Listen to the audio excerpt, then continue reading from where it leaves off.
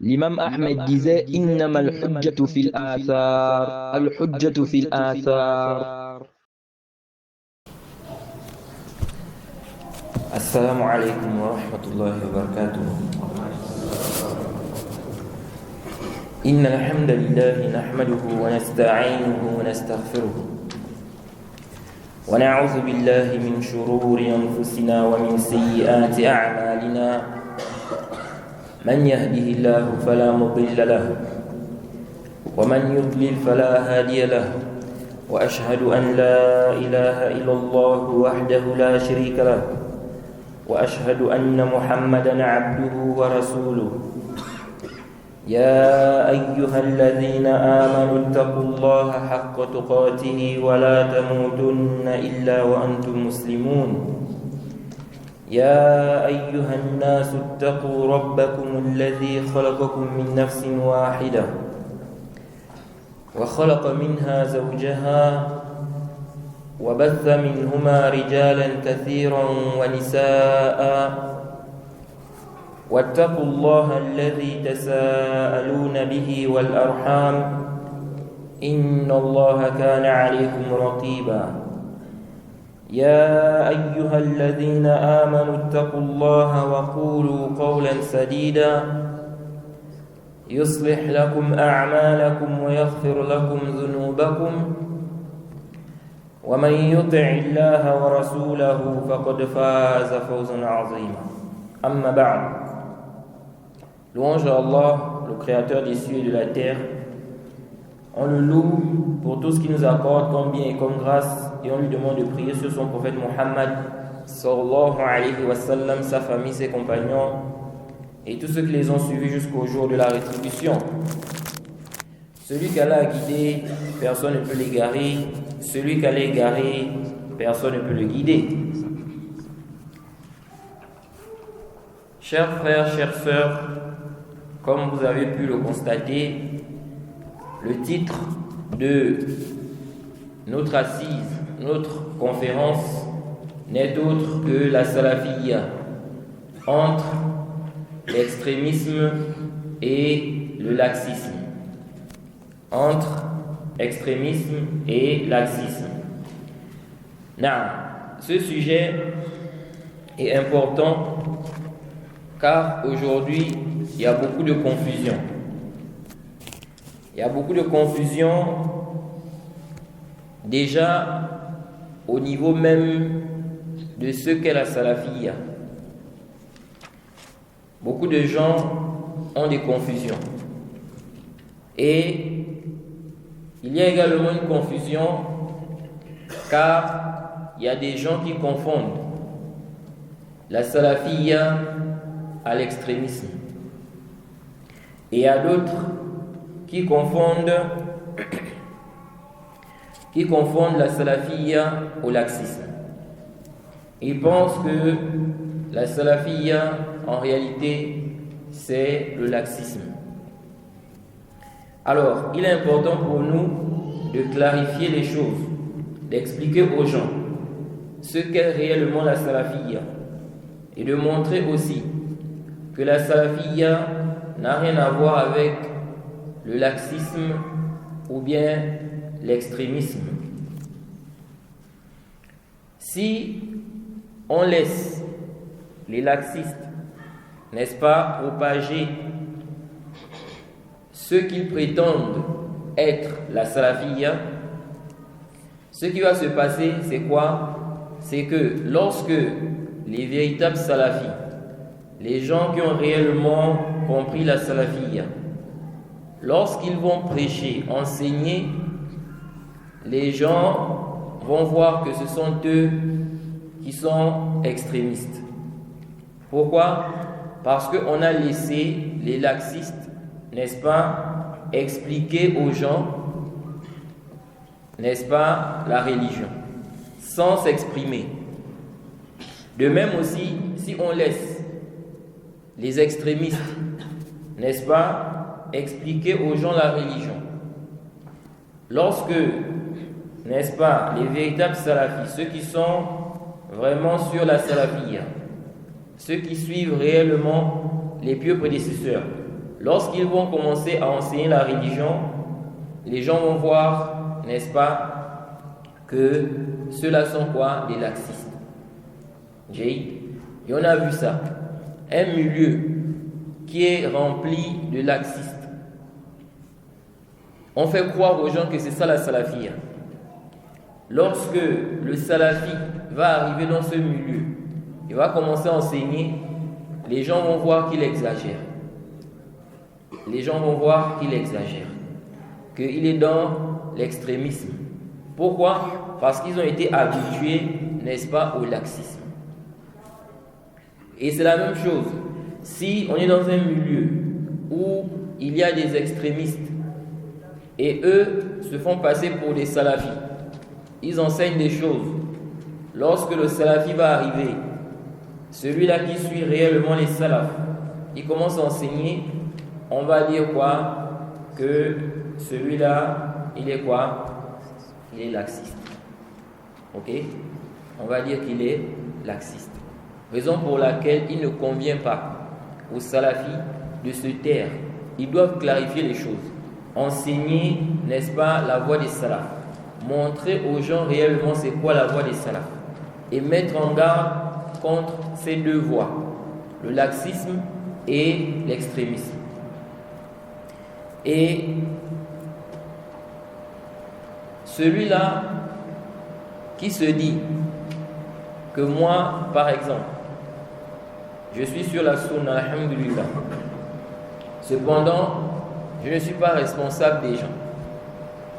Et par conséquent, il laisse, n'est-ce pas, les laxistes propager la religion, enseigner la religion, selon leur compréhension à eux.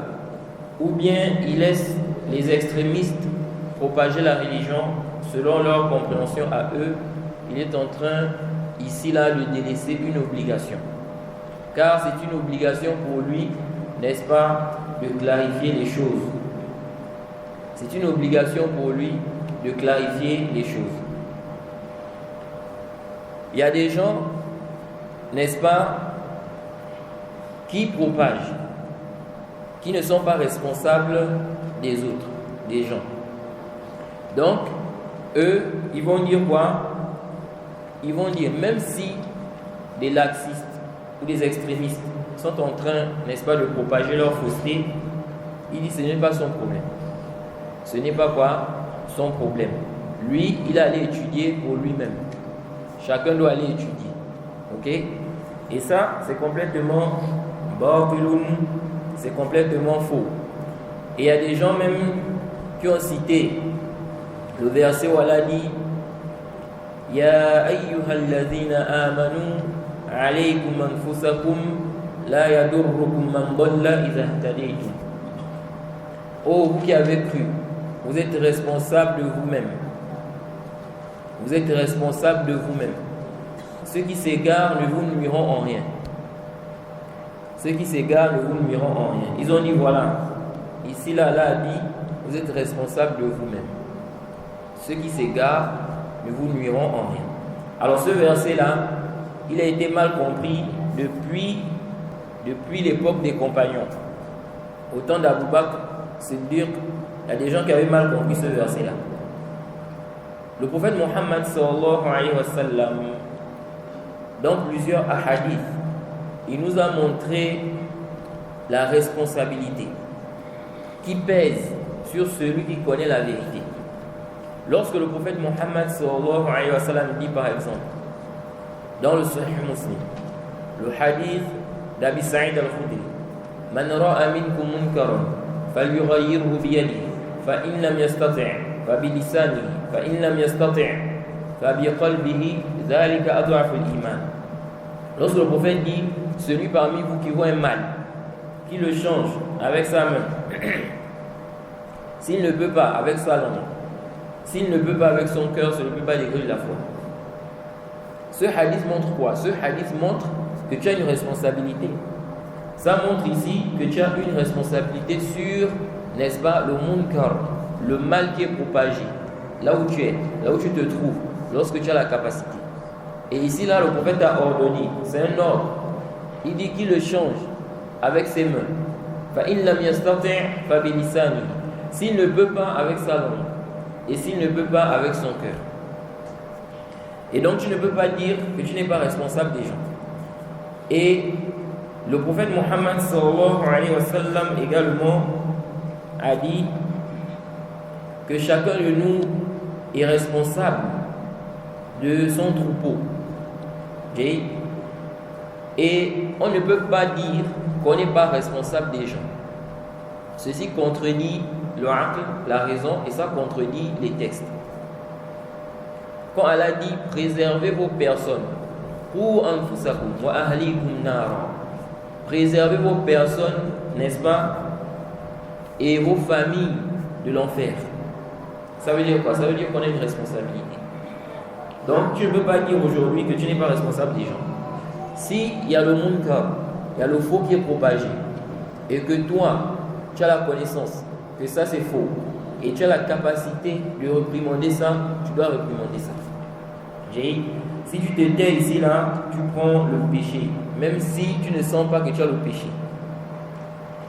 Parce que quand on commet un péché, ok, ce n'est pas une condition, n'est-ce pas, constante.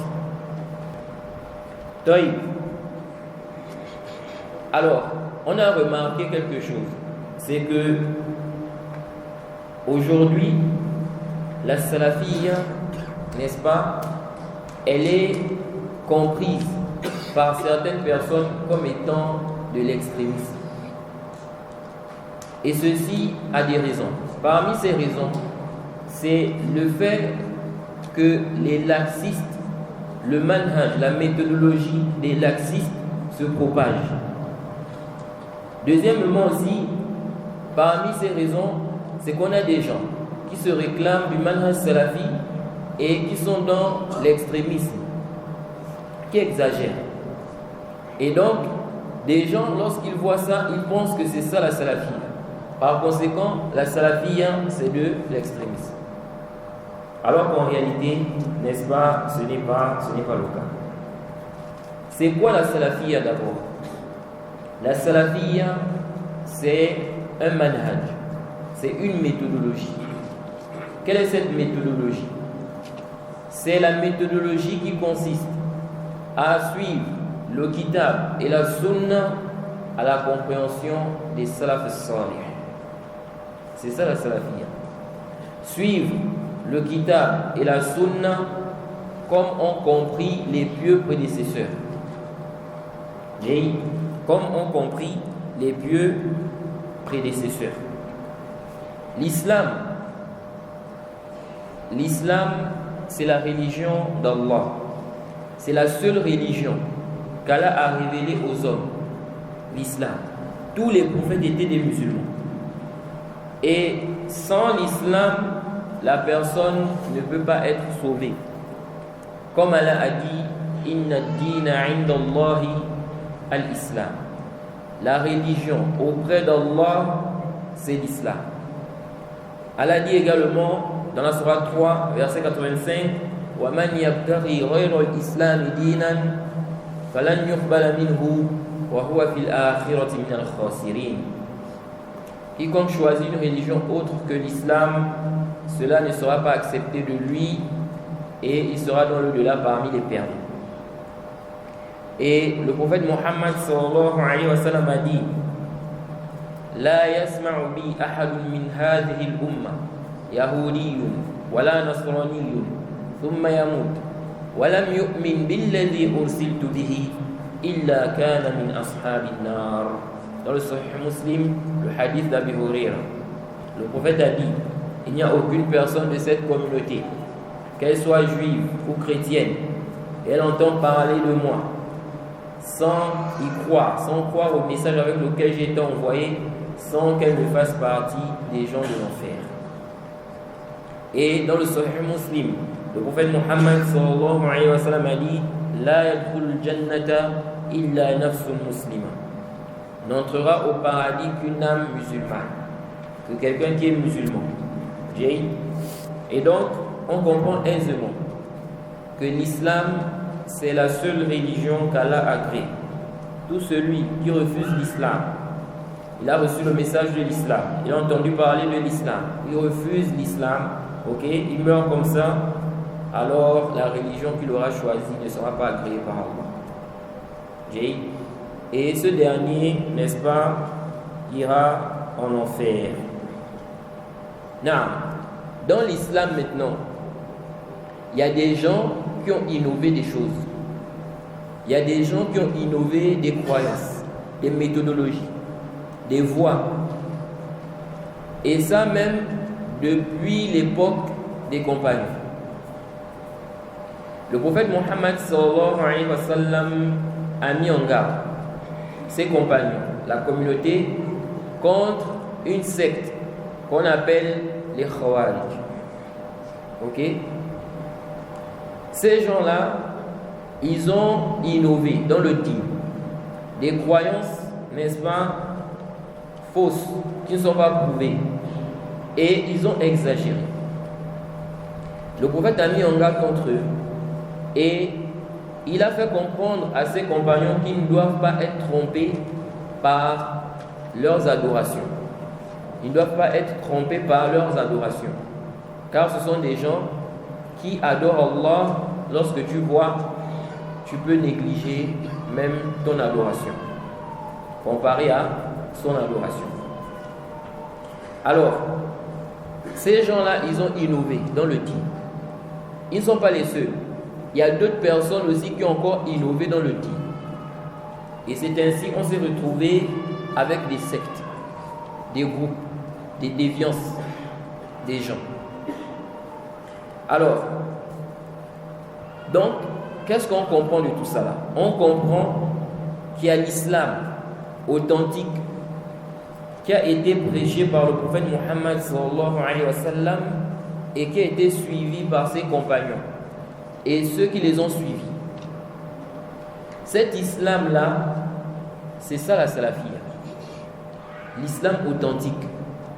Ok? Maintenant, quelqu'un va être musulman, mais il innove certaines choses. Il apporte des innovations. Ok? Ces innovations-là, ces choses-là, ne l'excluent pas de l'islam. Ok? Car ce ne sont pas des choses, n'est-ce pas, qui annulent par exemple l'islam. Cependant, il n'est pas sur l'islam authentique. Ok? L'islam authentique qui a été prêché par le prophète et ses compagnons. Et donc la salafia, en fait, c'est quoi? La salafia, c'est simplement ramener les gens à cet islam-là. L'islam prêché par le prophète, n'est-ce pas, ses compagnons et ceux qui les ont suivis. L'islam authentique. Et donc, ça veut dire quoi? Ça veut dire qu'on peut être musulman, mais on n'est pas sûr, n'est-ce pas, la méthodologie des compagnons, sur la méthodologie du prophète. D'où on parle de l'innovateur, le mubtadi'. Donc quelqu'un est musulman, mais c'est un innovateur. Il a innové dans l'islam. Ok? Et donc, on a le musulman et on a l'innovateur. Maintenant, cet innovateur-là, il peut être mécréant comme il peut être musulman. Si il a innové des choses qui font sortir de l'islam, donc des choses que si tu commets ça, ou si tu dis ça, ou si tu as ces croyances-là, tu sors de l'islam. Ici, il est quoi? Innovateur mécréant. Maintenant, il peut innover des choses. Ce sont des innovations, certes, mais ça ne fait pas sortir de l'islam. Et donc, on va dire quoi? On va dire que cet homme est un innovateur. Est-ce qu'on va dire ici que c'est un sunni? Non. Ce n'est pas un sunni. Ce n'est pas quelqu'un qui suit la sunna en réalité. C'est un innovateur. Alors, pourquoi on dit il n'est pas sunni? Parce qu'en réalité, il n'est pas en train de suivre la sunna avec la bonne compréhension. Quand on dit suivre la sunna, on vise par suivre la sunna avec la bonne compréhension. Ce n'est pas quelqu'un qui va suivre ou prétendre. Il prétend suivre la sunna, mais avec une mauvaise compréhension. Pour vous faire comprendre cela, Allah nous dit dans le Coran: wa kulu washrabu hatta yatabayyana lakum al-khayt al-abyad min al-khayt al-aswad min al-fajr thumma atimmu as-siyama ila al-layl. Allah dit: mangez et buvez jusqu'à ce que se distingue pour vous le fil noir de la nuit du fil blanc de l'aube, puis complétez le jeûne jusqu'à la nuit. Oui.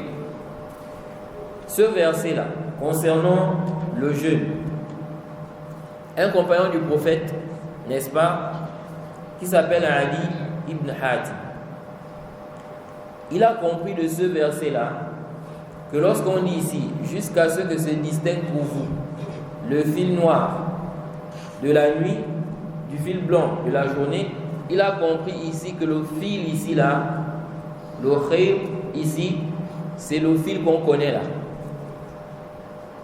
Ok? Et donc qu'est-ce qu'il a fait? Il a pris 2 fils et il a mis ça sous son oreiller jusqu'à ce qu'il va distinguer. Ok? Les 2 fils là. Parce que lorsqu'il fait nuit, tu ne vas pas distinguer ça. Parce que tu es dans le noir. Et à l'époque, n'est-ce pas, ils n'avaient pas les lampadaires comme nous aujourd'hui là. Et donc, il a agi ainsi. Qu'est-ce qui s'est passé? Donc pour lui, n'est-ce pas, il peut manger. Tant qu'il n'a pas distingué là le fil noir du fil blanc, il peut continuer à manger. Donc à quel moment il va distinguer ça? C'est lorsque le jour va bien apparaître. Ok? Lorsque le jour va bien apparaître. Alors lui, c'est comme ça qu'il a compris ce verset.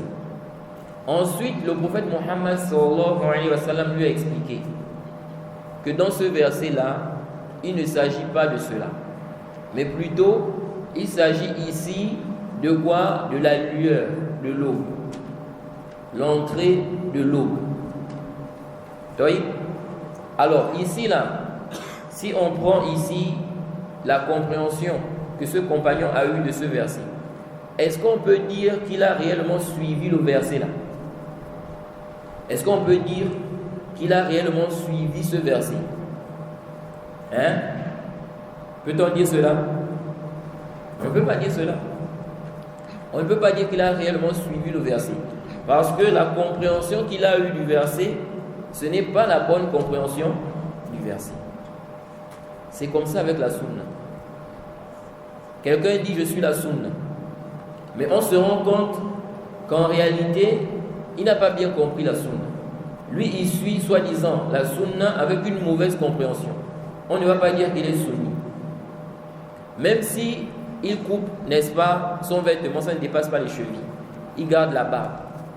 Mais on se rend compte qu'il a des croyances contraires, n'est-ce pas, à la bonne croyance. Qu'il suit une voie contraire, n'est-ce pas, à la voie des salafs, des pieux prédécesseurs. On ne va pas dire que c'est un sunni. Et malheureusement, beaucoup de gens aujourd'hui pensent, n'est-ce pas, que le sunni, c'est simplement celui qui se réclame de la sunna. S'il voit qu'on doit suivre la sunna, c'est bon. Il a une barbe, ses vêtements ne dépassent pas les chevilles, c'est bon, on dit c'est un sunni. Là, si ici, là, il n'est pas sur la méthodologie des salafs, il n'a pas la bonne compréhension de la sunna, il ne suit pas en réalité la sunna. Il ne suit pas en réalité la sunna. Et donc, le sunni, en réalité, c'est le salafi. Le sunni, en réalité, c'est le salafi. C'est celui qui suit la sunna avec la bonne compréhension. Quelle est la bonne compréhension? C'est la compréhension des salafs, des pieux prédécesseurs. Le sunni, c'est le salafi. Le salafi, c'est le sunni. Il n'y a pas de différence à faire. Malheureusement, les gens aujourd'hui là confondent, ils font la différence entre sunni et salafi. Ils disent ceux-là sont des salafis, ceux-là sont des sunnites. Là, il n'y a pas de différence. Non, ce sont des appellations. Ok? L'appellation ici, elle est différente. on dit sunni, on dit salafi. Mais en réalité, dans le fond, n'est-ce pas, l'essence ici, là, ce n'est pas quoi? Il n'y a pas de différence en réalité. Parce que la sunna véritable, c'est la sunna avec la bonne compréhension. Et la bonne compréhension, c'est la compréhension des salafs. C'est la compréhension des salafs. Il incombe aux musulmans de suivre les salafs. Ça ne sert à rien de faire ce débat, qui est un débat en réalité inutile.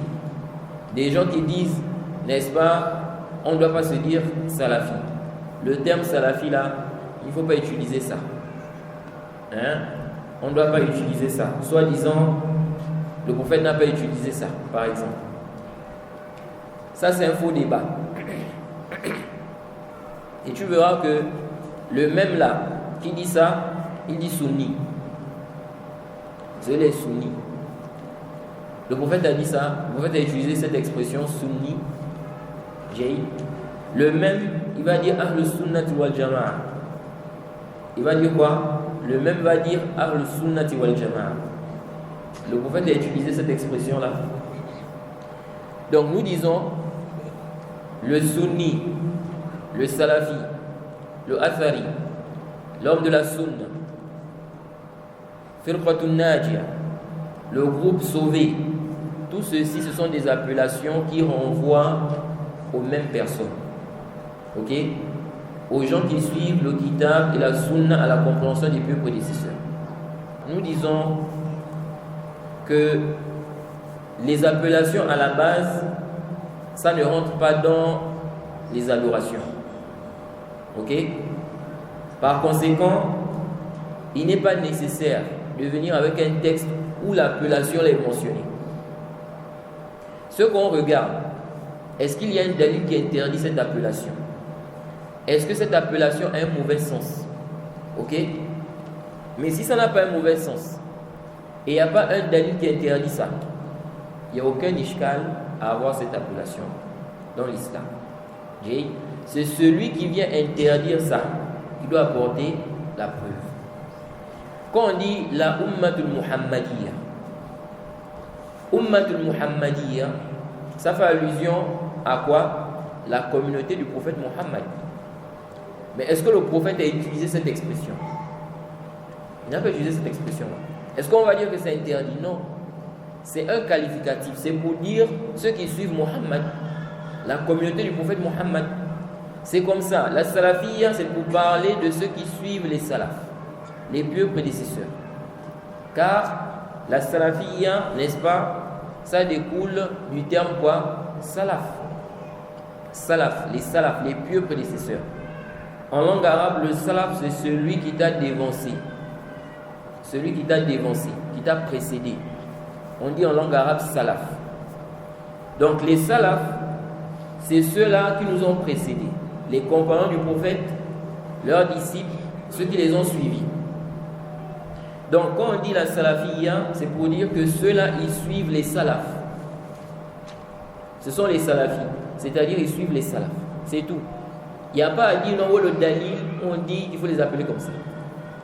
Salafi, ça veut dire qu'ils suivent les salafs. C'est un qualificatif qu'on donne pour dire que ceux-là suivent les salafs. La communauté Muhammadiyya, c'est pour dire qu'ils suivent Muhammad. Tu n'as pas demandé un dalil qui donne le nom là. Donc en réalité, c'est un faux débat. Le plus important ici, c'est quoi? C'est la réalité. La réalité. Ceux-là qui suivent les salafs, ce sont eux qu'on appelle quoi? Les salafis. Salafi, c'est quoi? C'est une affiliation aux salaf. Naam. Et pourquoi on doit suivre les salafs? On doit suivre les salafs tout simplement parce que dans les textes, on voit clairement qu'il convient de suivre les salafs. Le prophète Mohammed sallallahu alayhi wa sallam, dans le Sahih Muslim, d'après Aïcha, elle nous dit Sa'ala rajulun an-nabiyya sallallahu alayhi wa sallam Ayyun nasi khayrun. Elle dit qu'un homme a posé la question au prophète. Il a demandé qui sont les meilleurs gens? Qui sont les gens donc qui sont meilleurs? Et le prophète Mohammed sallallahu alayhi wa sallam a dit il a dit Al-Qarnu alladhi ana fihi, thumma al-thani, thumma al-thalith. Le prophète a dit, ce sont les gens qui sont dans ma génération. Les gens de ma génération. Ensuite, ceux d'après. Puis ceux d'après. Ce sont eux, n'est-ce pas, les meilleurs gens. Quand le prophète dit ça, est-ce qu'il vise ici tous ceux qui sont dans sa génération? Là, il ne vise pas ici tous ceux qui sont dans sa génération. Et ceci, car Allah nous dit dans la sourate 9, au verset 100, وَالسَّابِقُونَ الْأَوَّلُونَ مِنَ الْمُهَاجِرِينَ وَالْأَنصَارِ وَالَّذِينَ اتَّبَعُوهُم بِإِحْسَانٍ رَضِيَ اللَّهُ عَنْهُمْ وَرَضُوا عَنْهُ وَأَعَدَّ لَهُمْ جَنَّاتٍ تَجْرِي تَحْتَهَا الْأَنْهَارُ خَالِدِينَ فِيهَا أَبَدًا ذَلِكَ الْفَوْزُ الْعَظِيمُ. ذَلِكَ الْفَوْزُ الْعَظِيمُ. Dans le verset 100 de la sourate 9, Allah dit les tout premiers émigrés, parmi, n'est-ce pas, ceux qui ont fait donc la hijra, les tout premiers croyants et les auxiliaires et ceux qui les ont suivis de façon convenable, Allah les agrée et il l'agrée et il a préparé pour eux le jardin ou les jardins. Il a préparé pour eux les jardins sous lesquels coulent les ruisseaux, pour y demeurer éternellement. Voilà l'énorme succès. Dans ce verset, Allah nous montre que les premiers musulmans, et ceux qui les ont suivis, Allah les a agréés. Et il a préparé pour eux le paradis. Donc il a promis le paradis pour eux. Qu'est-ce qu'on comprend de là? On comprend de là automatiquement que si Allah a agréé ces gens-là, ça veut dire qu'ils ont bien compris la religion. Ça veut dire qu'ils ont bien compris la religion. Si Allah les a agréés et qu'il a préparé le paradis pour eux, ça veut dire qu'ils ont bien compris cette religion. Par conséquent, si nous on veut bien comprendre cette religion, il faut comprendre ça comme les premiers musulmans ont compris. Ok? On doit revenir, n'est-ce pas, à la compréhension des premiers musulmans. Et Allah dit également dans le Coran, وَمَنْ يُشَاقِقِ الرَّسُولَ مِنْ بَعْدِ مَا تَبَيَّنَ لَهُ الْهُدَى وَيَتَّبِعْ غَيْرَ سَبِيلِ الْمُؤْمِنِينَ نُوَلِّهِ مَا تَوَلَّى وَنُصْلِحِ جَهَنَّمَ وَسَاءَتْ مَصِيرًا. Allah dit, quiconque fait scission d'avec le messager d'Allah, après que le droit chemin lui est clairement apparu, et il suit un chemin autre que celui des croyants, nous allons le laisser comme il s'est détourné et nous le ferons rentrer en enfer. Et quelle mauvaise destination. Dans ce verset, Allah nous fait comprendre que ceux-là qui vont suivre un chemin autre que celui des croyants, n'est-ce pas, ils iront en enfer. Et il n'y a pas de doute que lorsqu'Allah dit ici, ceux qui vont suivre un chemin autre que celui des croyants, de prime abord, il s'agit des premiers croyants. Il s'agit des premiers croyants. Pourquoi? Parce que lorsque le verset est descendu, ce sont eux qui étaient les croyants à ce moment. Donc quand Allah a dit « et qui suit un chemin autre que celui des croyants », donc c'est d'abord eux. Par conséquent, si des gens viennent après et ils contredisent, n'est-ce pas, ce sur quoi étaient les premiers croyants, alors ils sont sur cette menace-là. Et ça nous montre aussi quoi? Ça nous montre aussi que les premiers croyants étaient sur la vérité.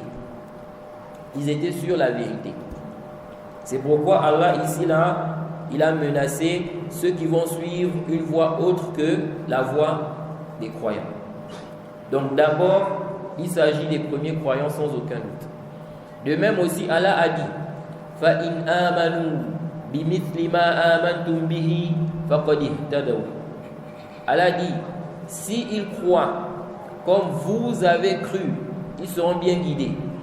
Quand ce verset est descendu, nous tous ici là, on n'était pas là. Ceux qui étaient là, c'était les compagnons du prophète. Donc quand Allah dit dans ce verset que s'ils croient comme vous avez cru, donc il n'y a pas de doute qu'il s'agit d'abord des compagnons du prophète. Allah dit s'ils croient comme vous avez cru là, ils seront bien guidés. Donc on comprend que ceux-là qui vont avoir des croyances contraires aux croyances des compagnons et de ceux qui ont suivi les compagnons, ils ne seront pas bien guidés. Ils ne seront pas bien guidés. De même aussi, Ibn Abbas, radiyallahu anhu, lorsqu'il est allé débattre avec les Khawarij, dans le Mustadrak d'Al-Hakim et autres, avec une chaîne de transmission authentique, Ibn Abbas est allé débattre avec les Khawarij. Lorsqu'il est allé débattre avec eux, qu'est-ce qu'il leur a dit? Il leur a dit Ji'tukum min 'indi ashabin nabi sallallahu alayhi wa sallam. Il a dit je viens de la part des compagnons du prophète Muhammad sallallahu alayhi wa sallam. Et le Coran est descendu, n'est-ce pas, sur eux. C'est-à-dire qu'ils ont assisté à la révélation. Et il a dit wa hum a'lam bi ta'wil al-Qur'an minkum. Ils connaissent mieux l'interprétation du Coran que vous. Ibn Abbas qui dit ceci aux Khawarij. Ils connaissent mieux l'interprétation du Coran que vous. Ensuite il dit il n'y a aucun parmi eux, parmi vous. Aucun compagnon n'est avec vous. Donc il a dit ça pour montrer quoi? Pour montrer déjà que ceux-là, ils ont dévié. Ils ne sont pas sur une bonne voie. Aucun compagnon n'a compris ce que vous avez compris. Aucun compagnon n'est sur votre voie. Ça montre clairement que vous n'êtes pas sur une bonne voie. Ceux qui ont accompagné le prophète, qui ont assisté à la révélation, ils étaient proches du prophète. Aucun d'eux n'est sur votre voie. Ok? Tout ceci nous montre quoi? Ça nous montre que si nous voulons être préservés de l'égarement, on doit suivre, n'est-ce pas, les premiers musulmans, en commençant par les compagnons du prophète Muhammad sallallahu alayhi wa sallam. Si il y a un consensus des salafs, un consensus des compagnons, ou bien un consensus des salafs, tu n'as pas le droit de t'y opposer, de contredire cela. Et ici, là, le fait de suivre une voie autre que celle-là, ça montre clairement que tu n'es pas sur une bonne voie. Ajoutez à cela que le prophète Muhammad sallallahu alayhi wa sallam, dans le Sahih, il a dit La tazalu ta'ifatun min ummati zahirina ala al-haqq. Il dit un groupe de ma communauté ne cessera d'être sur la vérité. Il y a toujours un groupe qui sera sur la vérité. Par conséquent, quiconque prétend suivre la sunna, mais il vient avec une compréhension qui n'était pas connue des salafs, ce n'était pas connu des gens de la sunna, ça contredit la voix des gens de la sunna, il n'y a pas de doute qu'il est quoi? Sur le faux. Il n'est pas sur une bonne voie. Ok? Car ici là, si, n'est-ce pas, il dit qu'il est sur la vérité, ça veut dire qu'en réalité, la communauté tout entière était en erreur pendant des siècles. Et ça, c'est complètement batiloun et ça contredit la parole du prophète Muhammad sallallahu alayhi wa sallam. Donc, on voit ici qu'il est obligatoire pour nous de suivre la voie des pieux prédécesseurs. Pourquoi c'est obligatoire? Parce que si on ne suit pas ça, on va s'égarer. Et si on s'égare, on est exposé au châtiment. Par conséquent, n'est-ce pas, il faut suivre la voie des pieux prédécesseurs. Tous ceux qui sont contre cela, qui disent qu'on ne suit pas cela, chacun peut comprendre la religion comme il veut. Ce n'est pas obligatoire de suivre les pieux prédécesseurs. Ce n'est pas obligatoire d'être salafi. Tous ceux qui disent ça là, ils sont en erreur et ils sont en train de contredire en réalité les textes où on nous demande en réalité de suivre les salafs, les pieux prédécesseurs. Et c'est ça même la salafiyya. Now, si on a compris cela, maintenant, on a dit ici la salafiyya entre extrémisme et laxisme.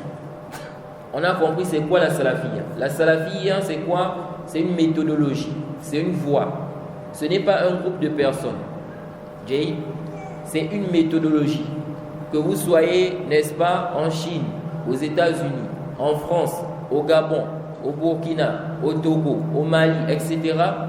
La salafiyya, c'est quoi? C'est une méthodologie. Suivre le kitab et la sunna à la compréhension des pieux prédécesseurs. Tout celui qui suit le kitab et la sunna à la compréhension des pieux prédécesseurs, c'est un sunni, c'est un salafi.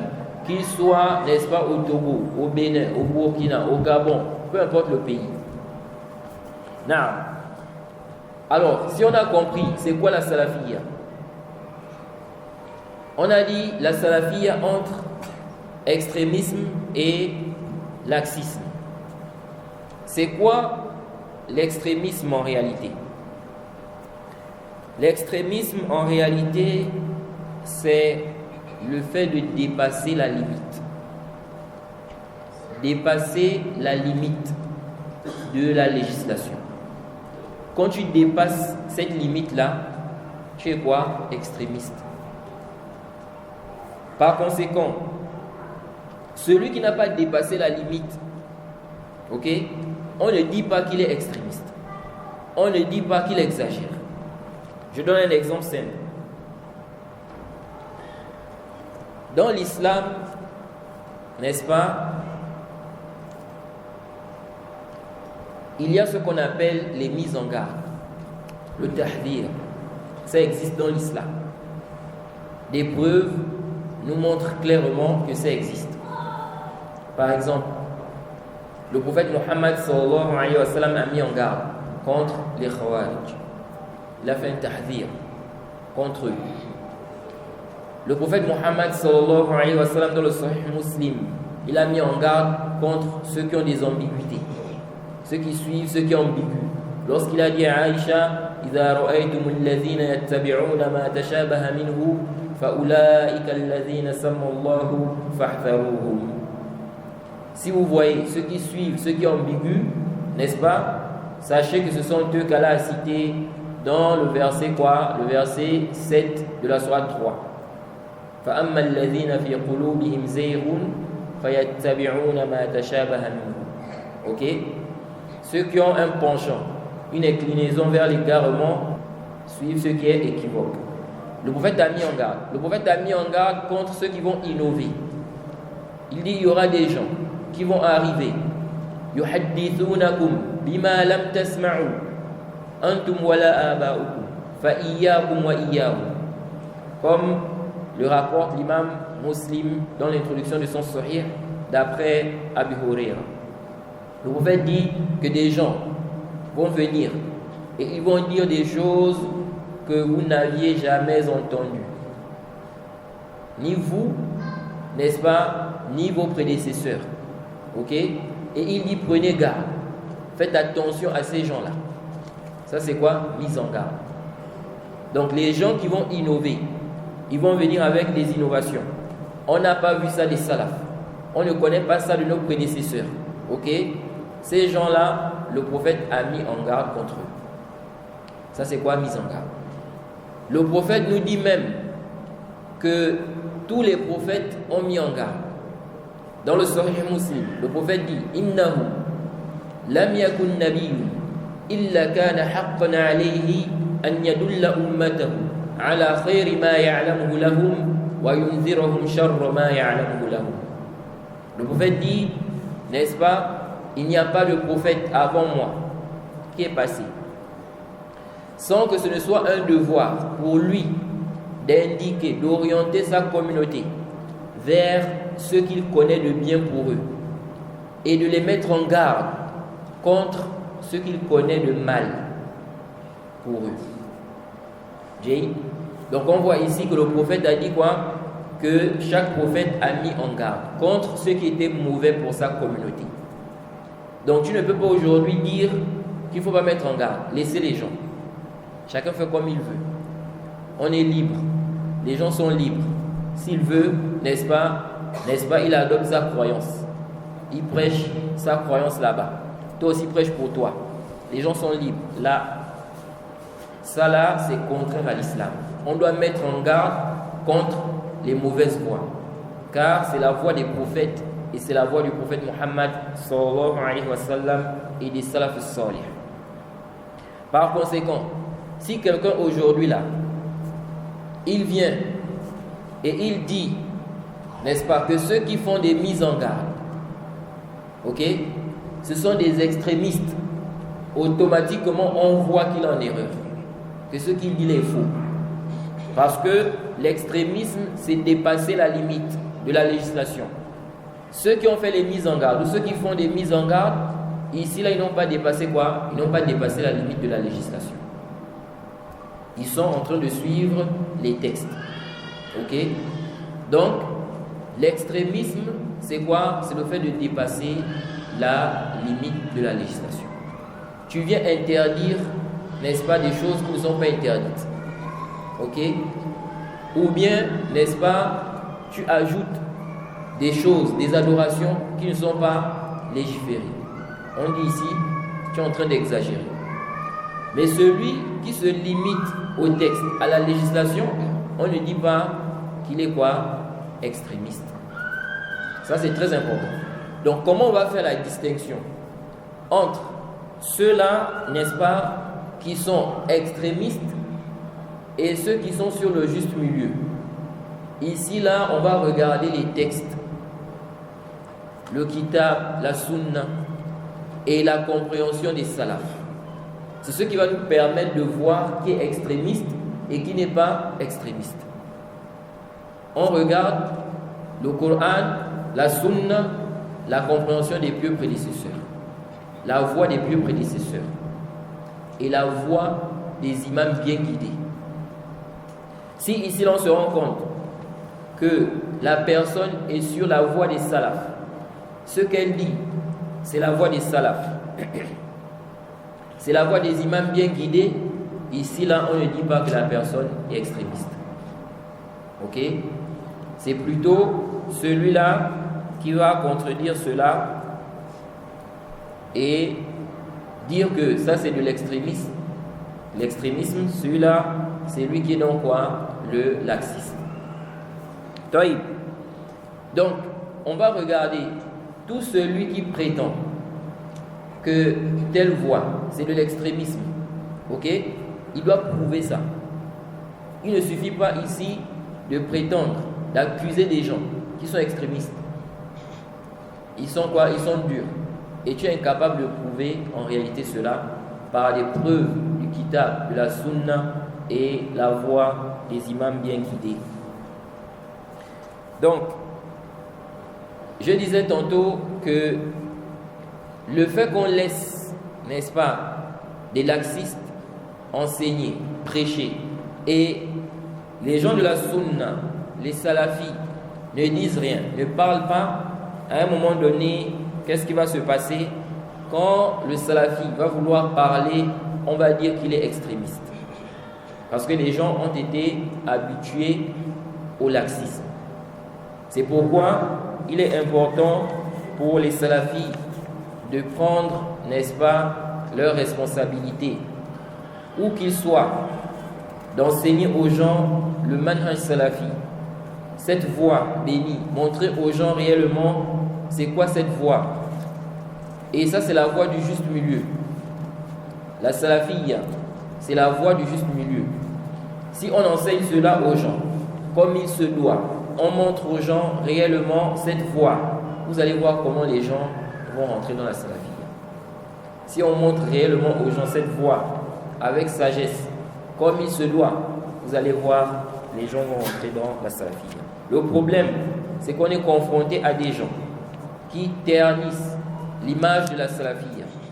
Des gens qui montrent une image qui n'est pas en réalité l'image de la salafiyya. Ce qui fait qu'il y a des confusions, ce qui fait que des gens, n'est-ce pas, voient la salafiyya comme, n'est-ce pas, une voie d'extrémiste. Or, ce n'est pas le cas. Donc ici, là, nous allons voir des points qui distinguent réellement le salafi n'est-ce pas, de l'extrémiste et du laxiste. Et cela va nous permettre, n'est-ce pas, de voir réellement le juste milieu, ce qu'est la salafiyya. Naam. Parmi les choses dont les salafis sont accusés injustement, c'est quoi? C'est la question du tabdi', le fait de déclarer les gens innovateurs.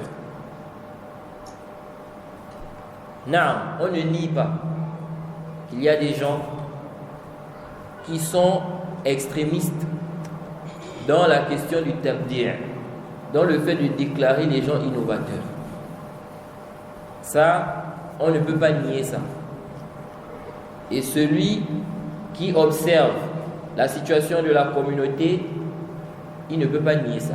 Il y a des gens qui sont extrémistes dans les questions de tabdi'. Parmi ces gens-là, nous avons ce qu'on appelle les Haddadiyya. Les Haddadiyya, c'est une secte. Ils se réclament de la sunna. Ils disent qu'ils sont salafis, qu'ils suivent, n'est-ce pas, les salafs, les pieux prédécesseurs. Alors qu'en réalité, ce sont des gens qui ont exagéré. Ils ont exagéré dans beaucoup de points. Parmi ces points-là, le fait de déclarer des gens innovateurs. Ok? Par exemple, ils vont déclarer innovateur tout celui qui tombe dans l'innovation. Si quelqu'un est tombé dans l'innovation, il devient innovateur. Il est mubtadi'. Il ne patiente pas. Il ne regarde pas, n'est-ce pas, les conditions. Est-ce que les conditions sont réunies pour déclarer un tel innovateur? Est-ce qu'il n'y a pas des empêchements? On a vu ici, là, pour ceux qui ont assisté au cours dans Kashf Shubhat, on a vu que le takfir, n'est-ce pas, a des conditions. Quelqu'un peut tomber dans une mécréance, mais il y a une chose qui empêche de le déclarer mécréant. C'est la même chose avec le tabdi'. Quelqu'un peut tomber dans une innovation, mais il y a quelque chose qui empêche qu'on le déclare innovateur, même s'il est tombé dans l'innovation. Et cette secte-là, ils ne prennent pas ça en compte. Et l'extrémisme est très dangereux. C'est très dangereux dans la communauté. Parce qu'il y a un côté qui séduit les gens. C'est quoi le côté là? C'est que l'extrémiste, il se présente comme un défenseur de la sunna. Un défenseur, n'est-ce pas, de la vérité. Donc il va venir, par exemple, si on prend le cas du takfir. Les extrémistes dans le takfir, ils vont montrer que ce sont eux qui défendent le tawhid. Ce sont eux qui défendent réellement le tawhid, qui sont contre le kufr, ils sont contre le shirk. Et ils font croire que ceux qui les contredisent, n'est-ce pas, ce sont ceux-là qui défendent plutôt le kufr. Ce qui fait que celui qui n'a pas une clairvoyance, il peut facilement être trompé. C'est pourquoi les extrémistes ont entraîné beaucoup de jeunes. Des jeunes qui veulent comprendre la religion. Ils ont l'amour de la religion, le suivi de la sunna. Quand ils tombent devant ces gens-là, qui parlent, n'est-ce pas, avec enthousiasme, qui parlent, n'est-ce pas, en montrant comme si ce sont eux les défenseurs de la sunna, ça peut tromper les gens.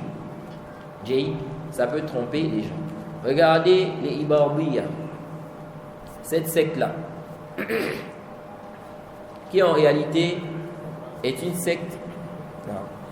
C'est une secte en réalité des Khawarij. Qu'est-ce qu'ils disent, les Ibadiyya? Et jusqu'à aujourd'hui, ils sont là sur Internet, ils propagent des ambiguïtés. Et ils font des débats. Ces gens-là, ils prétendent que si tu commets un grand péché, le zina, ou bien le vol, ou bien même le mensonge, si tu commets ça et tu ne te réponds pas, si tu meurs comme ça là, tu vas aller éternellement en enfer. Tu ne vas plus sortir de l'enfer. Ils disent qu'il n'y a aucun dalil qui montre que celui qui rentre en enfer, il va encore sortir. Et ils rejettent, n'est-ce pas, tous les hadiths où on voit clairement qu'il y a des musulmans qui vont sortir de l'enfer. Ils philosophent concernant ces hadiths-là. Alors, cette secte-là,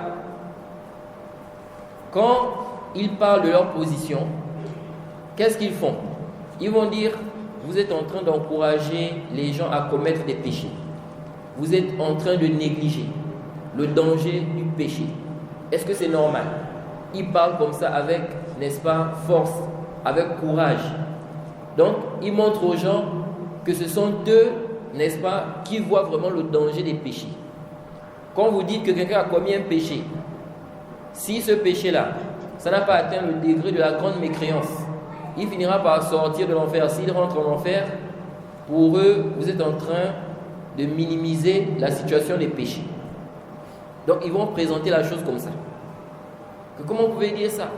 Un pervers comme ça, il a désobéi à Allah. Kaza. On dit que non, il va sortir de l'enfer.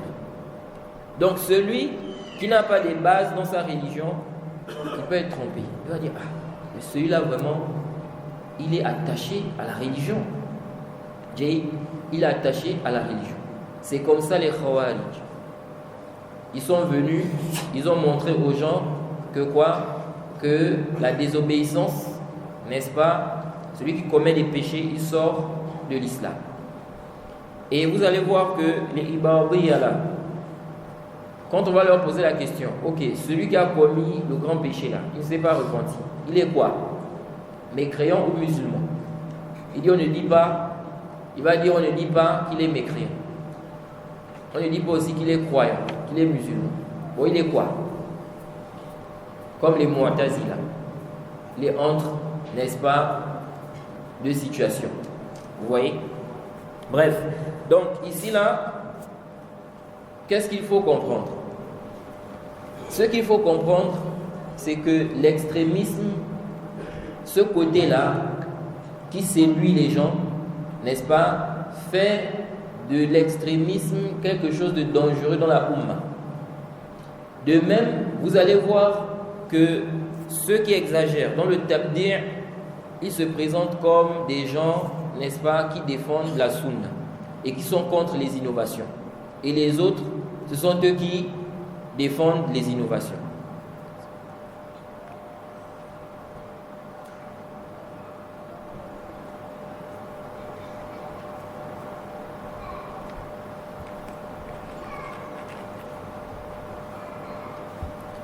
Alors, si on regarde maintenant dans la salafiyya, les salafis, est-ce qu'en réalité, les salafis déclarent innovateur tout celui qui est tombé dans l'innovation? Non. Attribuer ça aux salafis, à la salafiyya, c'est un mensonge et c'est une injustice. La salafiyya est innocente de cela. Les gens de la sunna ne déclarent pas innovateur tout celui qui tombe dans l'innovation. Quelqu'un peut tomber dans l'innovation, on le déclare innovateur, comme quelqu'un peut tomber dans l'innovation, on ne le déclare pas innovateur. Par exemple, il ne savait pas que ce dans quoi il est tombé, c'est une innovation. Ou bien il a une ambiguïté. Ok? Tout ceci, on prend cela en compte.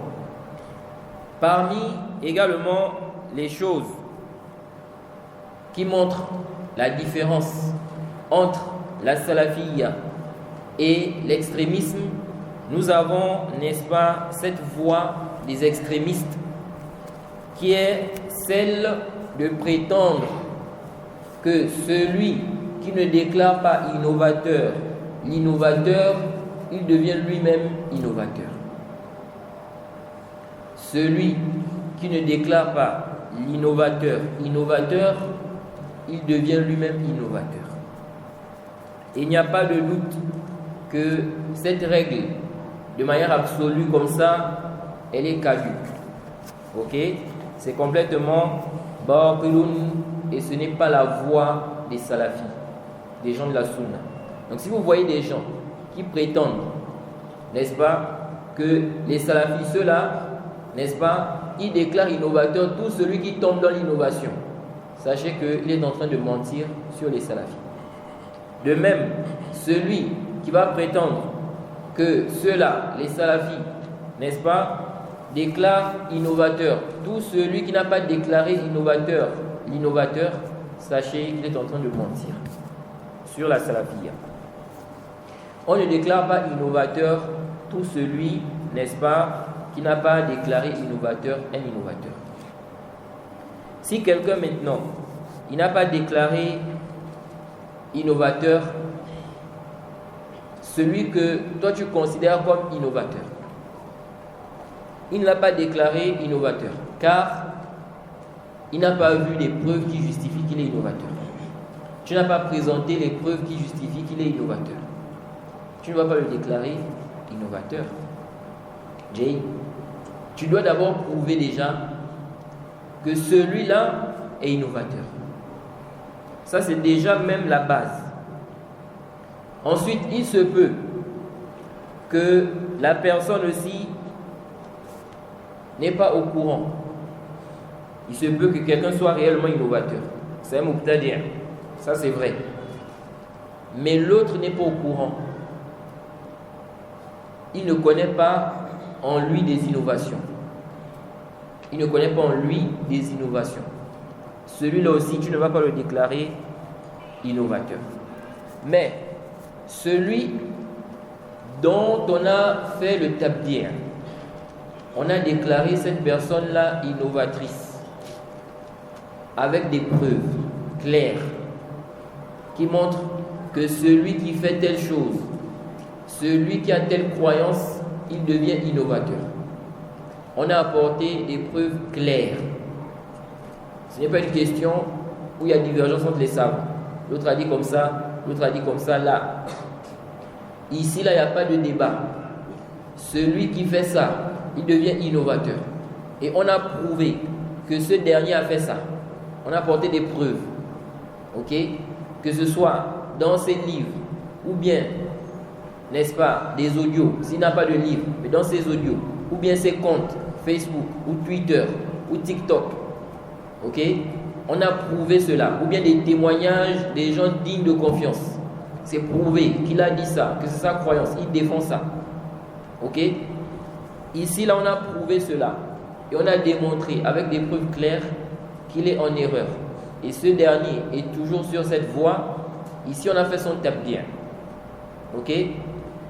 Maintenant, toi, si tu ne fais pas son tabdir, tu n'as pas fait son tabdir ici. En même temps, tu combats ceux qui ont fait son tabdir. Tu fais la guerre aux gens de la sunna à cause de lui.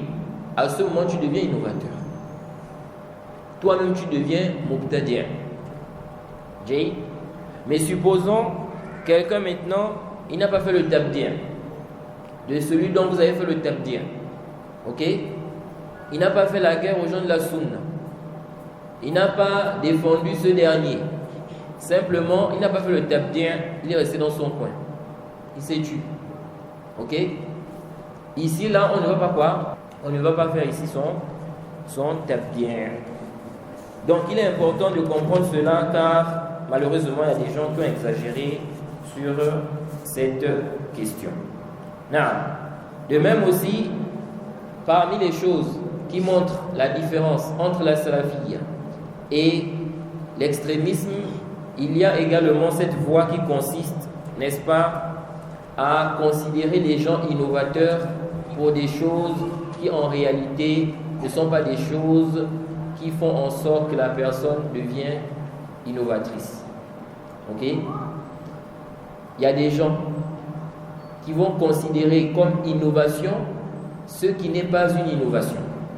Ou bien qui vont faire le tabdir pour des choses qui en réalité n'impliquent pas le tabdi'. Ou bien qui vont critiquer, mettre en garde pour des choses qui n'impliquent pas des critiques ou des mises en garde. Ça, c'est de l'extrémisme. Je donne un exemple. Le chapelet. Les savants ont divergé concernant l'utilisation du chapelet. Est-ce que utiliser le chapelet, c'est une bid'a? Est-ce que le chapelet est une innovation? Oui ou non? Certains savants ont dit c'est une bid'a, c'est une innovation. D'autres savants ont dit ce n'est pas une bid'a. Donc, celui qui considère que l'utilisation du chapelet c'est une bid'a, a-t-il le droit de déclarer innovateur celui qui utilise le chapelet? Non. S'il le fait, il devient extrémiste. Pourquoi? Parce que c'est une divergence entre les savants de la Sunna. C'est une divergence entre les savants de la Sunna. Quand tu reviens du ruku', Sami'a Allahu liman hamida, Rabbana wa lakal hamd. Est-ce que tu remets la main droite sur la main gauche ou bien tu reviens les bras ballants? Certains savants disent que la sunna, c'est quoi? C'est que tu ramènes la main droite sur la main gauche. Le Cheikh Al-Albani dit c'est une bid'a. Tu ne ramènes pas la main droite sur la main gauche. La main droite sur la main gauche, ça c'est au début de la prière. Quand tu as fait quoi? Le premier takbir. Mais après le ruku', quand tu reviens, il n'y a pas de dalil qui justifie que tu dois ramener la main droite sur la main gauche. Donc, celui qui voit que c'est une bid'a, comme le Cheikh Al-Albani par exemple, a-t-il le droit de déclarer ceux-là qui voient que c'est une sunna qu'il faut ramener, a-t-il le droit de les déclarer innovateurs? Non. S'il le fait, il devient extrémiste. Et c'est ainsi. Il devient quoi? Extrémiste. Donc, ici, là, il faut regarder comment les compagnons du prophète Mohammed sallallahu alayhi wa sallam se sont comportés dans les sujets à divergence. Lorsque le prophète Mohammed sallallahu alayhi wa sallam a envoyé les compagnons du prophète, il les a envoyés un jour et il a dit: La yusalliyanna ahadun al-asr illa fi bani Qurayza.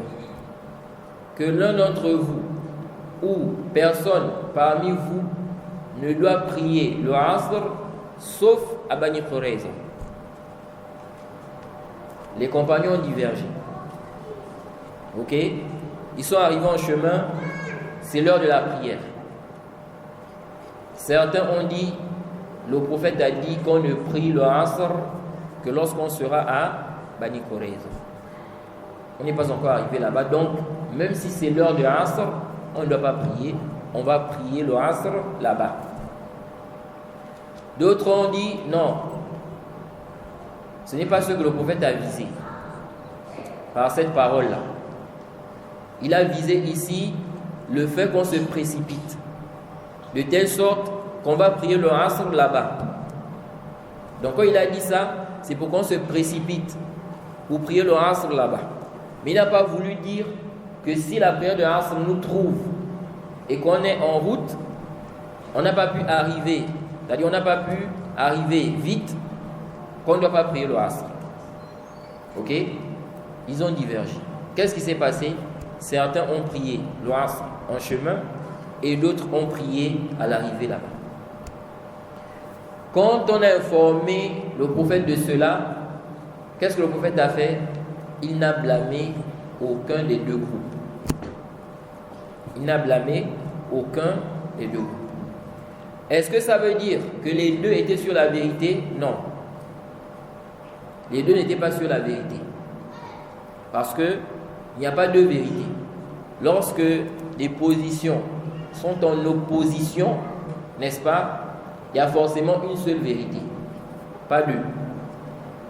On ne peut pas dire que le prophète a voulu dire ici, n'est-ce pas, qu'il faut prier à Bani Qurayza, même si la prière de Asr vous trouve en chemin, ne priez pas en chemin, priez là-bas. Et on dit, en même temps, il a voulu dire aussi, priez en chemin. Si le Asr vous trouve, ok, ne priez pas là-bas. C'est son opposition. C'est comme si tu disais, le verre s'est cassé, le verre ne s'est pas cassé. Ok? En même temps. Non, ou ça s'est cassé, ou ça ne s'est pas cassé. Ok? Et c'est ainsi. Si un savant dit que telle chose est une bid'a, un autre dit ce n'est pas une bid'a, on ne peut pas dire que les deux là sont vrais. Forcément, il y a un qui est sur la vérité, l'autre est en erreur. Car cette chose ne peut pas être en même temps une bid'a et en même temps une sunna. Ok? Soit c'est une innovation, soit c'est une sunna. Alors, maintenant ici là, il se peut, n'est-ce pas, que la vérité soit du côté de celui qui dit que c'est une bid'a, il se peut que la vérité soit du côté de celui qui dit que ce n'est pas une bid'a. Mais on affirme avec certitude que ces deux avis-là, les deux ne peuvent pas être vrais. Auprès d'Allah, il n'y a qu'une seule vérité ici. Soit c'est une innovation, soit ce n'est pas une innovation.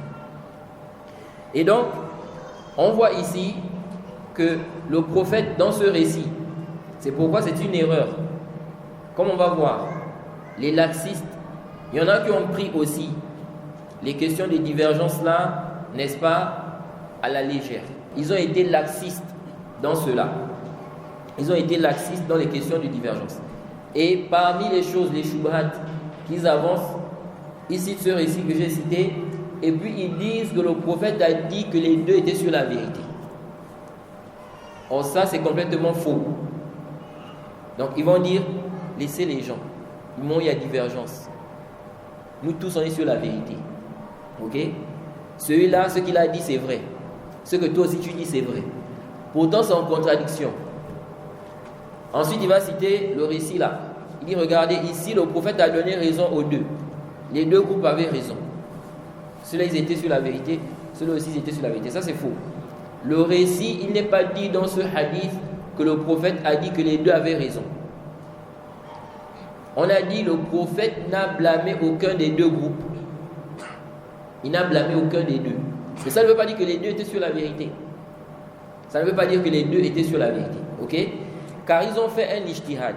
Ils ont fait ici là un effort d'interprétation. Ok? Ceux-là ont compris comme ça. Ceux-là ont compris comme ça. Le prophète n'a pas vu l'intérêt de mentionner qui avait raison ici. Sinon, il devait mentionner. Mais ça ne veut pas dire ici, ça ne veut pas dire que les deux avaient raison. On peut être en erreur, n'est-ce pas, et ne pas être puni. Quelqu'un peut être en erreur, il est en erreur, mais il n'est pas puni. Pourquoi? Parce qu'il a fait des efforts pour chercher la vérité. Ok? Il a fait des efforts et il a suivi ce qui était apparent pour lui. Non. C'est pourquoi, ici, le Cheikh al-Islam, dans son livre, Raf' al-Malam, lorsqu'il a parlé, n'est-ce pas, des divergences entre les savants, les causes des divergences, pourquoi les savants divergent, là-dedans, il a évoqué un point qui est important. Il a évoqué qu'il ne convient pas de croire. Si on a un texte où il y a une menace et on a un savant qui a, n'est-ce pas, autorisé la chose qui est interdite, qui est mentionnée dans ce texte où il y a la menace, il ne convient pas de penser que ce savant-là va subir la menace qui est mentionnée dans le texte-là. Ok? Pourquoi? Parce qu'il a une excuse. Pourquoi? Parce que les menaces s'appliquent sur les gens lorsque les conditions sont réunies. C'est pourquoi maintenant les frères parfois font des débats sur la question du jeûne de samedi. Ok? Est-ce qu'il est permis de jeûner le samedi? Le jeûne surrogatoire, pas le jeûne obligatoire. Toïb, celui qui voit qu'il est interdit de jeûner le jeûne de samedi, si ce n'est pas un jeûne obligatoire, quelle est la posture ou la position vis-à-vis de ceux qui voient que c'est permis? Est-ce qu'on va dire que celui qui a jeûné le samedi, il a le péché? S'il meurt comme ça, sans se repentir, il va être châtié? Non. Jay, car lui, il croit que c'est autorisé. Ok? Il croit que c'est permis. Et il s'est basé sur des propos de certains savants. Et il s'est basé sur certains textes. Donc, ici, il sera jugé en fonction de sa croyance. C'est celui qui voit que c'est interdit. Et puis, il le fait, celui qui aura quoi? Le péché. Parce qu'il voit que c'est interdit. Mais il fait quoi? Il le fait quand même. Non. Donc, ici, il ne convient pas de déclarer les gens innovateurs pour des choses qui en réalité ne sont pas des choses qui font en sorte qu'on déclare quelqu'un innovateur, comme des sujets à divergence entre les savants de la sunna. Une divergence entre les savants de la sunna, toi tu n'as pas le droit ici de déclarer les gens innovateurs, n'est-ce pas, parce qu'ils t'ont contredit. Sinon, c'est de l'extrémisme. Now, de même aussi, c'est pourquoi il est important, avant d'évoquer cet aspect, c'est pourquoi il est important de connaître les innovations, les choses qui font en sorte qu'on déclare quelqu'un innovateur. C'est important de connaître ça, parce que ça permet, n'est-ce pas, de voir clair lorsqu'il s'agit, n'est-ce pas, de déclarer les gens innovateurs. Now, de même aussi, parmi les choses qui montrent la différence entre l'extrémisme et la salafiyya, c'est quoi? C'est que la salafiyya, dans la salafiyya, on prend en compte les intérêts et les mots. On prend en compte les intérêts et les mots. Il y a des choses qui sont autorisées à la base, mais parfois, dans certaines circonstances, faire cela peut causer, n'est-ce pas, des mots, plus de mots. À ce moment, on va dire quoi? On va dire de ne pas faire cela, même si c'est autorisé à la base. Ok? Dans l'islam, on prend cela en compte. On prend en compte, n'est-ce pas, le cas de celui qui se retrouve dans deux mots. Il est dans, n'est-ce pas, il se retrouve dans deux mots, ou entre deux mots. Il ne peut faire que l'un des deux. On dit ici, là, il va faire le moindre mal. Il va faire quoi? Le moindre mal. Même si c'est un mal, mais c'est le moindre mal. C'est comme maintenant, lorsqu'on parle du tahdir. On avait évoqué ça pour ceux qui ont suivi la conférence d'hier. On voit quelqu'un, c'est un innovateur par exemple, c'est un égaré. Et on voit ici que ce dernier-là, si on met en garde contre lui, il y aura plus de mots. Ok? Alors ici, là, on est face à deux choses.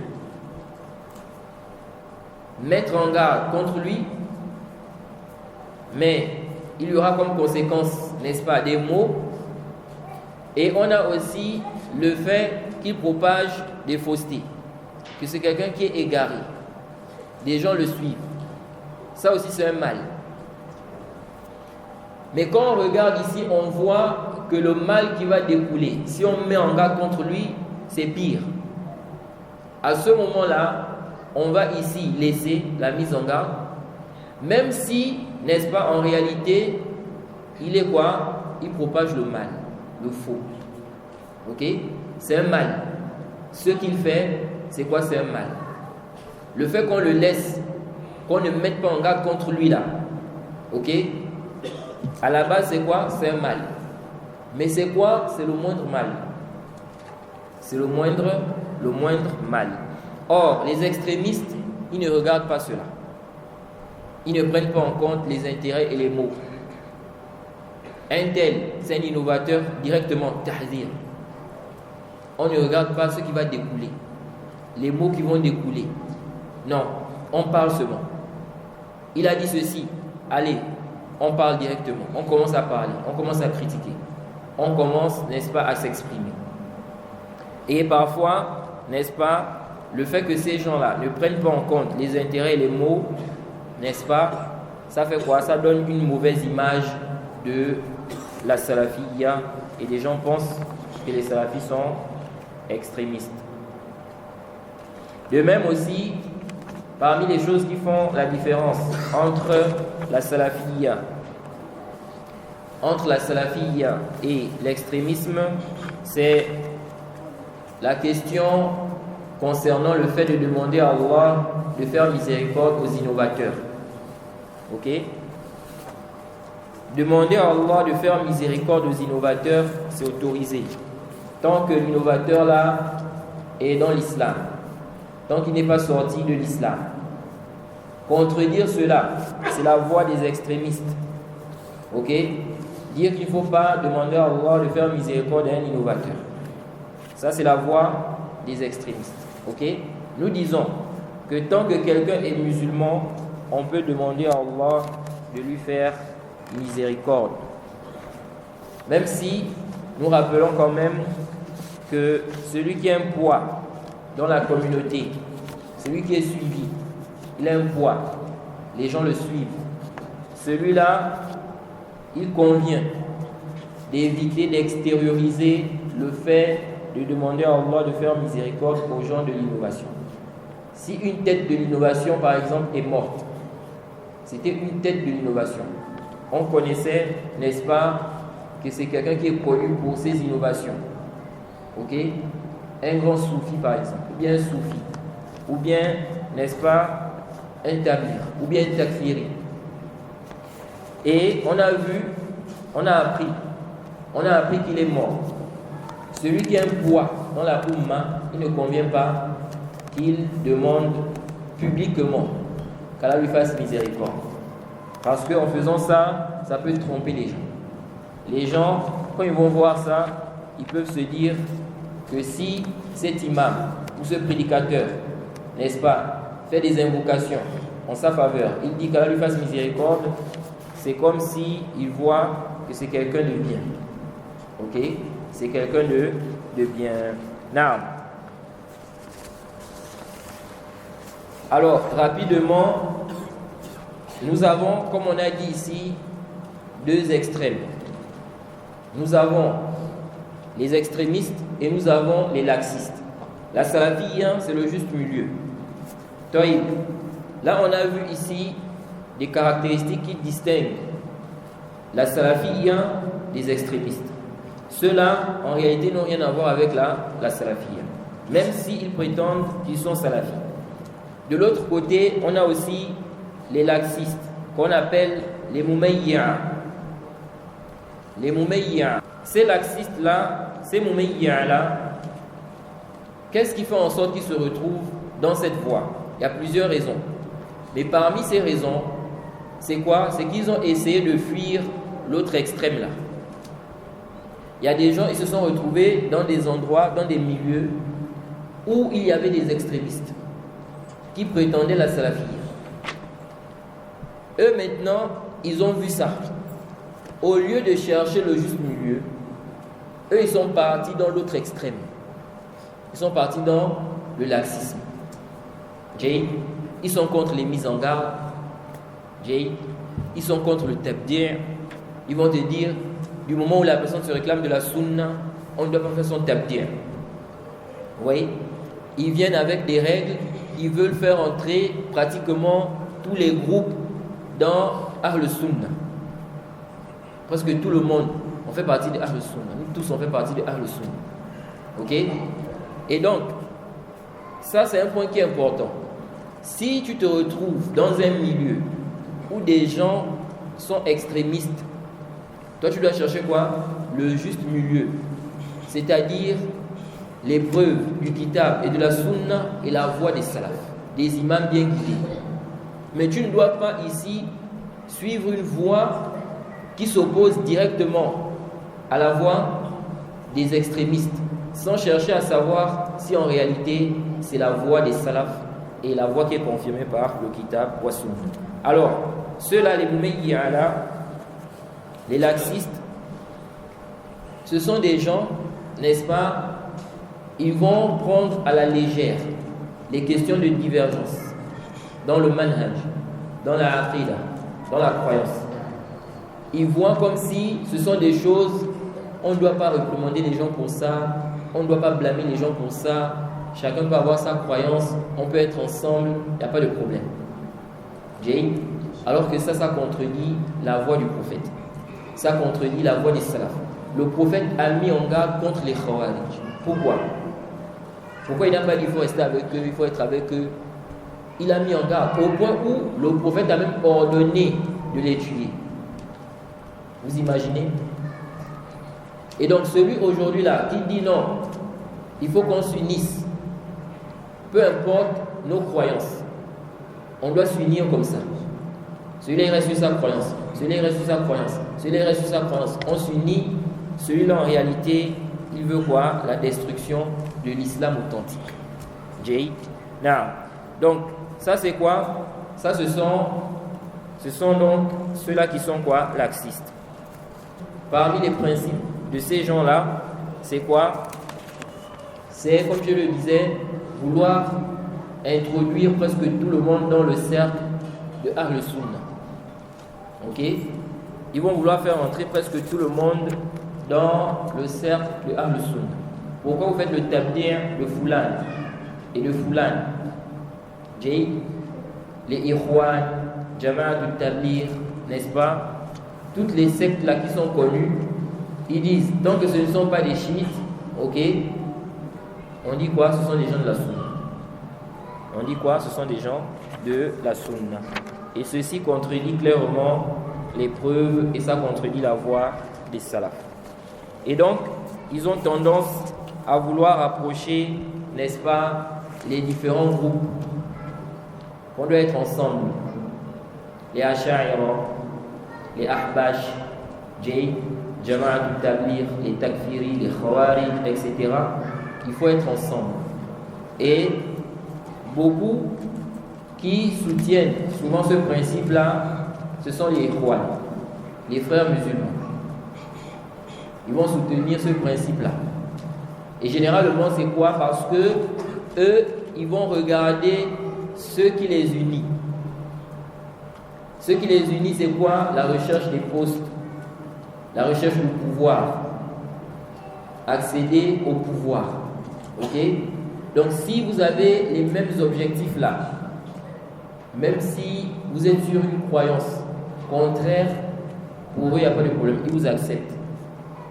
Parce qu'eux, ils regardent ici cet intérêt là, la dunya là, les postes là. Donc, on peut être ensemble. Ok? On peut se mettre ensemble. Et ça contredit, n'est-ce pas, le manhaj du prophète et la voie des salafs. Parmi également les points concernant ce groupe-là, de laxistes, c'est quoi? C'est qu'ils vont dire Nusahih wala nujarrih. Ok? Ils vont dire quoi? On corrige, mais on ne critique pas. Qu'est-ce qu'ils visent par là? Ils visent par là qu'il faut parler seulement des erreurs. Il ne faut pas parler des gens. Il ne faut pas mettre en garde contre eux. Il ne faut pas faire le tabdir. Ok? Parle des erreurs. Ça c'est une erreur. Ça c'est une erreur. Ça c'est pas bien. Tu te limites là. Mais les gens qui commettent les erreurs là, il ne faut pas parler d'eux. Il ne faut pas faire le tabdir. Est-ce que ça c'était la voie du prophète? Est-ce que ça c'était la voie des salafs? Le prophète n'a-t-il pas mis en garde contre les Khawarij? Est-ce qu'il s'est contenté de mettre en garde contre leur innovation? Sans parler de ceux qui sont sur l'innovation là. Non. Les compagnons du prophète ont-ils fait cela? Les salafs ont-ils fait cela? Vous voyez dans les livres, ils vont dire il ne faut pas, n'est-ce pas, cataloguer les gens. Ok? Mettre les gens dans des groupes. Dire qu'un tel est ceci, un tel est cela. Quand vous prenez maintenant les livres des salafs, vous allez voir dans les livres, de l'éloge et de la critique. Vous trouvez là-bas un tel était Qadari. C'était un Qadari. C'était un Murji. C'était un Khariji. C'était un Shi'i. Ça c'est quoi? Ça c'est la voie des salafs. On a trouvé ça avec les salafs. Et on doit classer les gens en fonction des voies qu'ils suivent pour distinguer, pour que les gens ne soient pas trompés. Donc on n'a pas vu que les salafs disaient il faut seulement parler de l'erreur. Mais les gens là, il ne faut pas parler que non, Foulan, n'est-ce pas, il est comme ça. Foulan, il est comme ça. Ok? Ça là, c'est la voie des laxistes. Quand vous voyez quelqu'un comme ça, il faut savoir qu'il est tombé dans le tamir. De même aussi, ces gens-là contredisent des preuves claires du kitab, de la sunna, la voie des salafs, sur base, n'est-ce pas, des intérêts et des mots, qui sont en réalité illusoires. C'est-à-dire que eux, ils vont prétendre que non, ici là, ça fait partie de la maslaha. La maslaha ici, c'est kaza. Il y aura des mafasid ici, kaza. Mais quand on regarde en réalité, c'est quoi? C'est faux. Ce sont des intérêts et des mots illusoires. Et par cela, ils contredisent les textes, n'est-ce pas, clairs qui sont venus et la voie des salafs. De même aussi, parmi leurs caractéristiques, c'est quoi? Ils accusent les gens de la sunna, les gens du juste milieu, d'être durs, extrémistes. Ok? Quand vous voyez quelqu'un qui accuse les salafis, les gens de la sunna, d'être durs, extrémistes, en réalité, ce sont les gens du tamir, les gens qui sont laxistes. Ok? Tout celui qui accuse des gens d'être durs, il doit prouver cela. Il doit prouver cela. Si la personne se conforme à la voie des salafs, à la voie des imams bien guidés, toi tu l'accuses, tu dis que cette personne, tu dis qu'elle est quoi? Dure, extrémiste. Est-ce que ici là tu as vu juste? Non. C'est comme on a dit là, quelqu'un qui est contre les mises en garde, il voit qu'il ne faut pas faire des mises en garde. Ne faites pas ça. Il voit que ce n'est pas bien. Et il accuse des gens d'être des extrémistes. C'est quoi son dalil? La mise en garde. Ok? Ici, là, il n'y a pas de doute que celui-là, il est quoi? Il est dans le laxisme. Now, de même aussi, ces gens-là, qu'est-ce qu'ils font? Les laxistes, ils défendent les innovateurs. Ils secourent les innovateurs. Et ils font les éloges des innovateurs. Ils se mélangent avec les innovateurs. Et en même temps, ils font la guerre aux gens de la sunna. Ils combattent les gens de la sunna. Quand vous voyez leur da'wa, c'est ça. Vous les voyez, ils sont avec les gens du fou, les gens de l'innovation. Et non avec les gens de la sunna. Ils défendent les innovateurs, ils font l'éloge des innovateurs. Or, ceci est contraire à la voie, n'est-ce pas, des plus prédécesseurs, et ça contredit également les textes. De même aussi, et on voit à travers cela que ces gens-là, ils ont un problème avec la question du boycott. Le boycott des gens de l'innovation. C'est un problème chez eux. Ils voient qu'on peut être avec tout le monde. On se mélange avec tout le monde. Ils font des conférences avec les gens du faux. Ils sont avec les gens du faux. Pour eux, ce n'est pas un problème. Ça, c'est quoi? C'est du laxisme. Now, de même aussi, on n'a pas évoqué cela, mais quand on a parlé des extrémistes là, les extrémistes aussi, eux aussi, ils ont eu un problème avec la question du boycott. Ils ont aussi exagéré. Ok? Ils ont exagéré concernant le boycott et ils n'ont pas ici appliqué les principes du boycott selon la voie des gens de la sunna. Mais plutôt, ils ont exagéré. En boycottant celui qui ne mérite pas d'être boycotté, en imposant des boycotts là où on ne doit pas imposer cela, et autres exagérations dans les questions du boycott. Je vois qu'il est l'heure. C'était jusqu'à 11h. Hein? Ah, ok.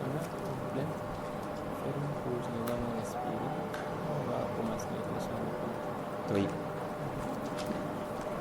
Donc, on va s'arrêter ici, n'est-ce pas, par rapport à cette conférence. On demande à Allah une facilité et de faire en sorte que ce qu'on a dit ici soit bénéfique pour nous ici-bas et dans l'au-delà. Et donc, on va faire une pause. On va faire une pause et on va revenir. Ça prend combien de temps? 10 à 15. Non, on va faire une pause de 15 minutes, ok?